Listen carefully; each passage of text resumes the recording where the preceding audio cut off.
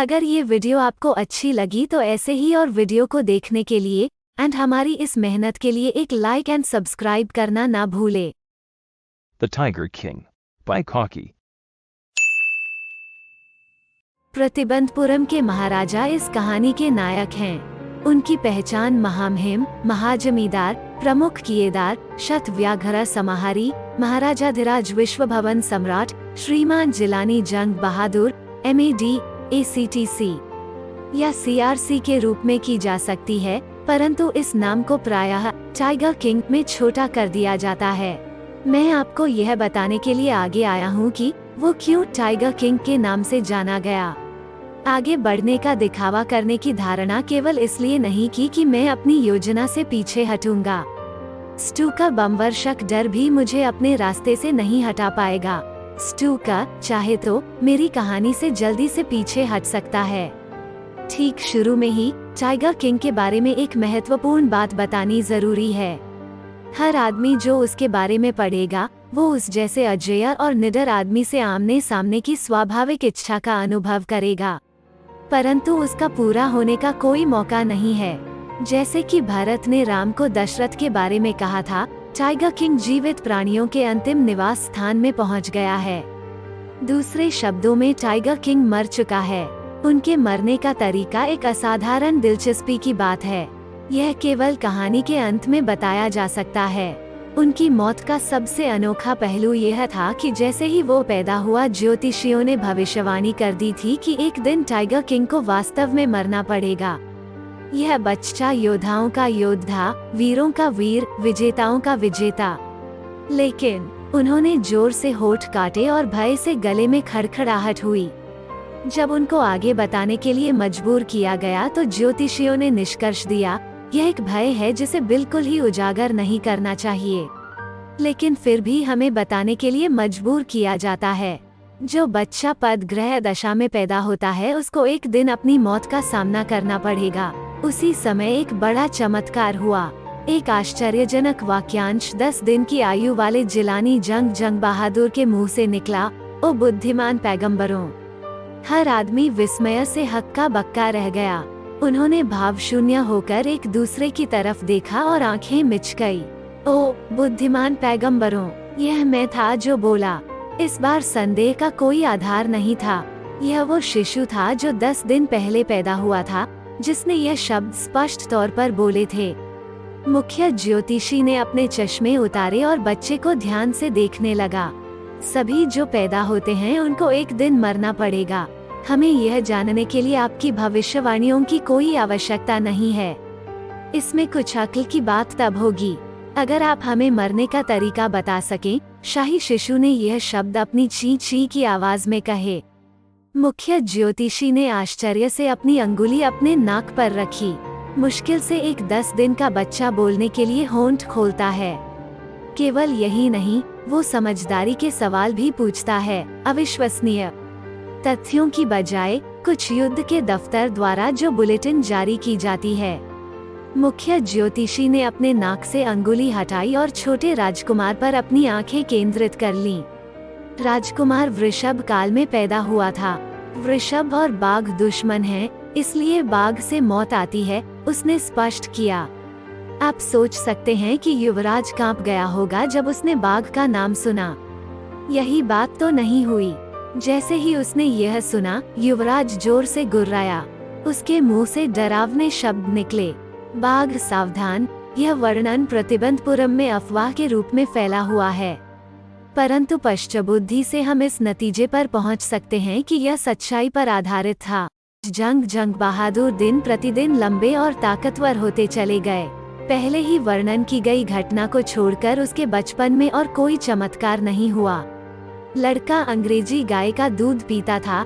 एक अंग्रेज आया ने उसे पाला था और अंग्रेज द्वारा शिक्षा दी गई थी। अंग्रेजी फिल्मों के सिवाय कुछ नहीं देखता था, बिल्कुल उसी तरह जैसे दूसरी रियासतों के युवराज करते थे। जब वो 20 साल की आयु में बालिग हुआ, रियासत जो उस समय तक संरक्षण न्यायालय के पास थी उसके हाथ में आ गई। परंतु राज्य में हर व्यक्ति को ज्योतिषी की भविष्यवाणी याद थी। बहुत इस पर विचार विमर्श करते थे। धीरे धीरे यह बात महाराजा के कानों तक पहुंच गई। प्रतिबंधपुरम रियासत में असंख्य जंगल थे, उनमें बाघ थे। महाराजा पुरानी कहावत जानता था, आप आत्मरक्षा में गाय की हत्या भी कर सकते हैं। आत्मरक्षा में बाघों को मारने में निश्चित रूप से कोई आपत्ति नहीं होगी। महाराजा बाघ के शिकार के लिए चल पड़ा। जब महाराजा ने पहला बाघ मारा तो उसकी खुशी का ठिकाना न रहा। उसने रियासत के ज्योतिषी को बुलाया और उसको भरा हुआ बाघ दिखा दिया। अब तुम्हें क्या कहना है? उन्होंने पूछा। महामहिम बिल्कुल इस ढंग से 99 बाघ मारे, लेकिन ज्योतिषी धीरे धीरे बोला, लेकिन क्या? निडर होकर बोल दो, परंतु आप 100वें बाघ के बारे में काफी सावधान रहें। क्या होगा अगर 100वां बाघ भी मार दिया गया? फिर अपनी ज्योतिष की सब किताबें फाड़ दूंगा, उनको जला दूंगा और मैं अपनी चोटी करवा लूंगा, बाल छोटे करवा लूंगा और बीमा एजेंट बन जाऊंगा। ज्योतिषी ने असंगत ढंग से बोलते हुए अपनी बात समाप्त की। इस दिन से आगे प्रतिबंधपुरम में रहने वाले बाघों का उत्सव का समय हो गया। रियासत ने महाराजा के सिवाय बाघों का शिकार करने पर रोक लगा दी। इस बारे में घोषणा की गई कि अगर किसी ने बाघ पर पत्थर फेंकने का साहस भी किया तो उसका सारा धन और संपत्ति जब्त कर ली जाएगी। महाराजा ने कसम खाई कि वो 100 बाघ मारने के बाद ही दूसरी बातों की तरफ ध्यान देगा। शुरू में राजा अपनी महत्वाकांक्षा को पूरा करने में पक्के नजर आते थे। ऐसा नहीं कि उनको खतरों का सामना नहीं करना पड़ा। ऐसे भी समय थे जब गोली निशाना चूक गई, बाघ ने उस पर छलांग लगाई और उन्होंने नंगे हाथों शेर से लड़ाई लड़ी। हर बार यह महाराजा थे जिनकी जीत हुई। एक और समय उनको अपने सिंहासन खोने का खतरा था। एक उच्च कोटि के ब्रिटिश अधिकारी प्रतिबंधपुरम आए। वो बाघ का शिकार करने के शौकीन थे और वे उन बाघों के साथ फोटो खिंचवाने के और भी शौकीन थे जो उसने मारे थे। हमेशा की तरह वो प्रतिबंधपुरम में बाघों का शिकार करना चाहता था, परंतु राजा अपने फैसले पर दृढ़ था। उन्होंने इजाजत देने से इनकार कर दिया। मैं किसी और जानवर के शिकार की व्यवस्था कर सकता हूँ। आप सुअर का शिकार कर सकते हैं, आप चूहे का शिकार कर सकते हैं, परंतु बाघ का शिकार वो असंभव है। ब्रिटिश अधिकारी के सचिव ने दीवान के द्वारा महाराजा को संदेश भेजा कि दुराई को स्वयं बाघ नहीं मारना था। मारने का काम वास्तव में राजा स्वयं कर सकते हैं। दुराई के लिए जो महत्वपूर्ण बात थी वो यह कि वो बाघ की लाश के पास हाथ में बंदूक लिए फोटो खिंचवाना चाहता है, परंतु महाराजा इस प्रस्ताव से भी सहमत नहीं थे। अगर वे नर्म पड़ गए तो वो क्या करेगा जब दूसरे ब्रिटिश अधिकारी शिकार के लिए आ जाएंगे? उन्होंने एक ब्रिटिश अधिकारी को अपनी इच्छा पूरी करने से रोका था। महाराजा को तो अपने राज्य खोने का ही खतरा बन गया।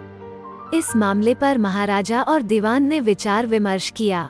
इसके फलस्वरूप कलकत्ता में एक प्रसिद्ध ब्रिटिश आभूषण बनाने वालों की कंपनी को तार भेजा गया। अलग अलग बनावट की कीमती हीरों की अंगूठी के नमूने भेज दो। कोई 50 अंगूठियां पहुंच गई। महाराजा ने सारी की सारी अंगूठियां ब्रिटिश अधिकारी की पत्नी को भेज दी। राजा और मंत्री इस उम्मीद में थे कि दुराई सानी 1 या 2 अंगूठी छांट लेगी और बाकी की वापस भेज देगी। दुराई सानी ने जवाब देने में कोई समय नहीं लगाया। आपके तोहफों के लिए धन्यवाद। ब्रिटिश आभूषण बनाने वालों से 2 दिन में 3 लाख रुपए का बिल आ गया। महाराजा खुश था कि हालांकि उसके 3 लाख रुपए गए, वो अपना राज्य सुरक्षित रखने में सफल हुआ था। महाराजा के बाघों के शिकार बहुत सफल होते रहे। 10 साल में वे 70 बाघ मारने में सफल रहा और फिर एक आकस्मिक बाधा ने उनके लक्ष्य को विराम लगा दिया। प्रतिबंधपुरम के जंगलों में शेरों की जनसंख्या खत्म हो गई। कोई नहीं कह सकता कि बाघों ने संतति निग्रह को व्यवहारिक रूप दे दिया था या आत्महत्या कर ली थी, या रियासत से भाग गए थे क्योंकि वे चाहते थे कि केवल ब्रिटिश लोग ही उनका शिकार करें। एक दिन महाराजा ने दीवान को बुलवाया। दीवान साहिब, क्या आप जानते हैं कि अभी भी 30 शेर बचे हुए हैं जो मुझे अपनी इस बंदूक से मारने हैं? उन्होंने अपनी बंदूक घुमाते हुए पूछा। बंदूक को देखकर कांपते हुए दीवान चिल्लाया, महामहिम मैं बाघ नहीं हूँ। कौन बेवकूफ तुम्हें बाघ कहेगा? नहीं, और मैं बंदूक नहीं हूँ। तुम न बाघ हो न बंदूक। दीवान साहिब, मैंने आपको एक अलग उद्देश्य से बुलाया है। मैंने शादी करने का फैसला किया है। दीवान और भी ज्यादा बड़बड़ाने लगा। महाराज, मेरी पहले ही 2 पत्नियां हैं। अगर मैं आपसे शादी करता हूँ। बकवास मत करो, मैं तुमसे शादी क्यों करूँ? जो मुझे चाहिए वो है बाघ महाराज।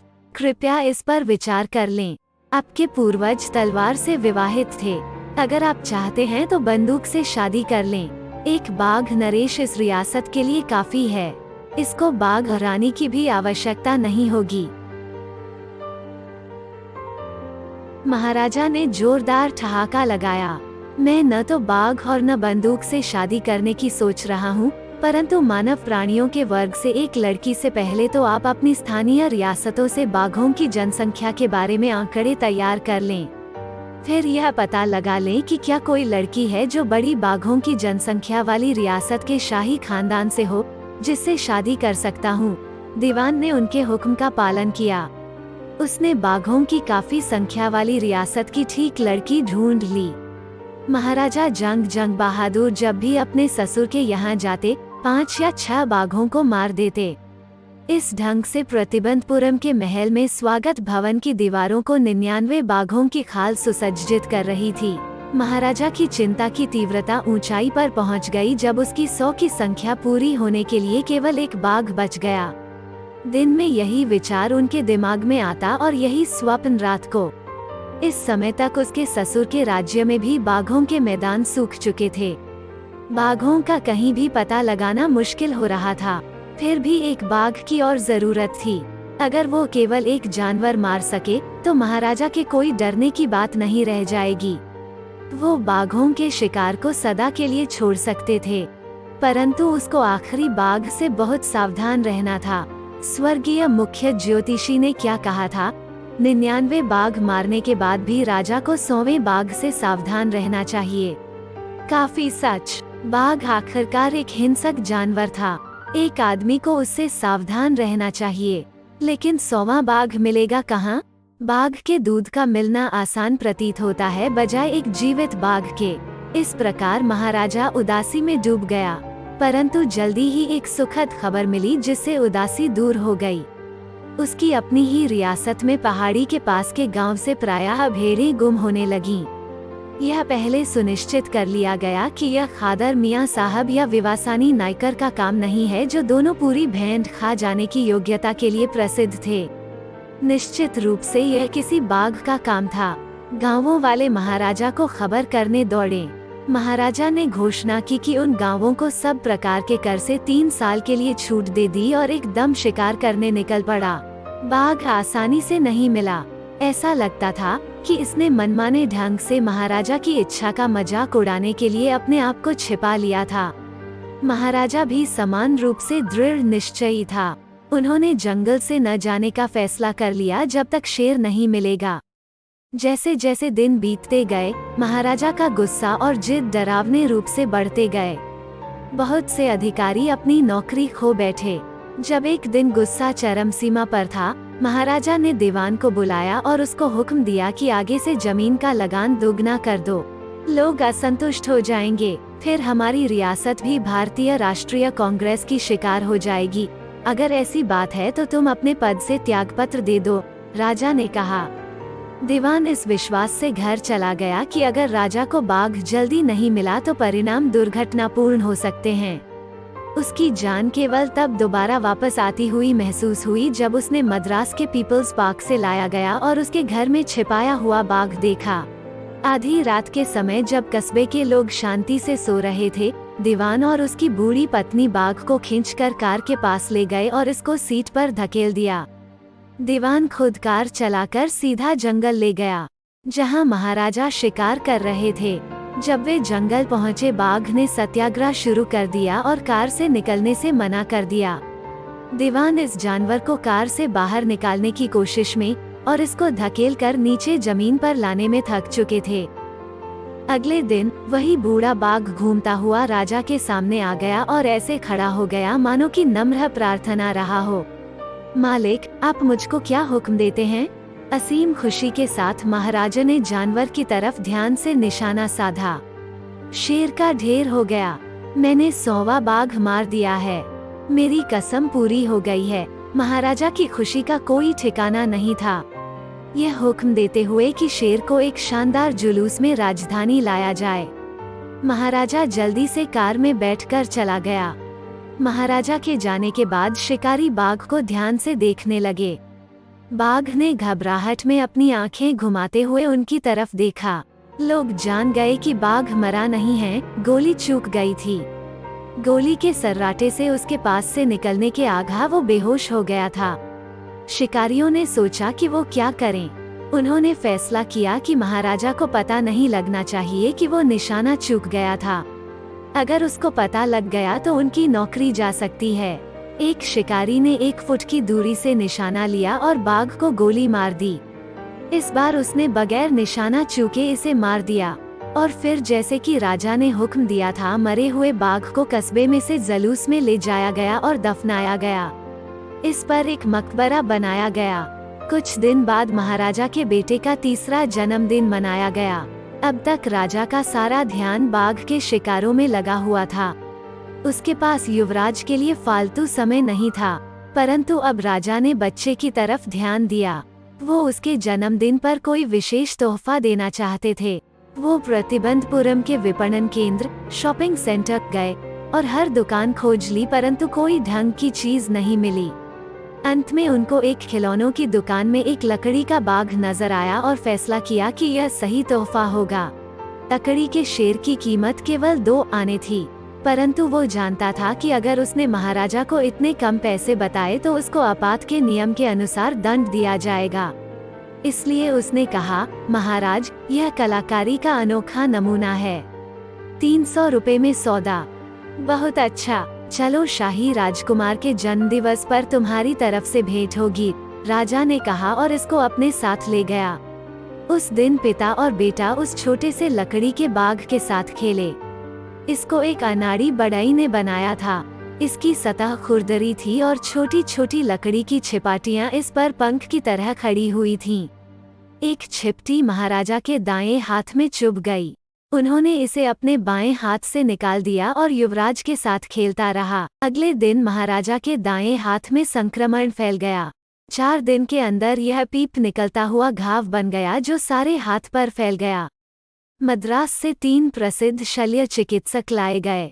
सलाह मशविरा करने के बाद उन्होंने ऑपरेशन करने का फैसला किया। ऑपरेशन हो गया। 3 सर्जन जिन्होंने ऑपरेशन किया था थिएटर से बाहर आए और कहा, ऑपरेशन सफल रहा, महाराजा मर चुका है। इस तरीके से 100वें बाघ ने टाइगर किंग से अपना आखिरी बदला लिया। इसी के साथ ये इस कहानी का अंत होता है। आपसे मुलाकात होगी अगले वीडियो में।